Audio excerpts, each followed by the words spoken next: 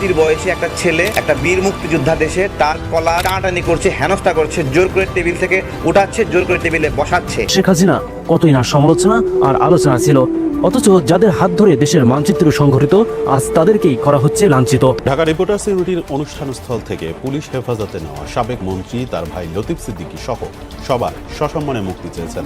দেশে চলছে একের পর এক দুর্নীতি, আর এতে বসে থাকেননি কাদের সিদ্দিকী। তিনি দিলেন যুদ্ধের ডাক।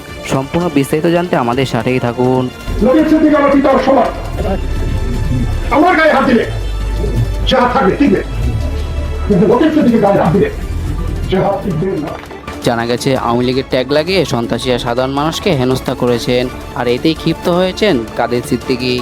তাছাড়া এই বিষয়কে কেন্দ্র করে ক্ষিপ্ত হয়েছেন দেশের সাধারণ জনগণ। তারা জানিয়েছেন তাদের মতামত। আমরা দেখেছি ৭১কে অনেকটা মুছে দেওয়ার চেষ্টা করেছে একটা গোষ্ঠী, চেষ্টা করেছে। সে চেষ্টাটা কেন করেছে তা আমরা অবশ্যই সবাই জানি। এখানে আমরা জগন্নাথ হলের এই গণকবর, যেখানে আমাদের শহীদ ভাইরা যারা বুক ভরা স্বপ্ন নিয়ে এই হলেই তাদের সেই সব শহীদ ভাইদের রক্তে মিশ্রিত মাটির উপর দাঁড়িয়ে আমরা এটা কথা দিচ্ছি, জগন্নাথ হলের অলি গলি কোনো জায়গায় এই স্বাধীনতা বিরোধী এই গোষ্ঠীকে আমরা এক মুহূর্তের জন্য মেনে নিব না।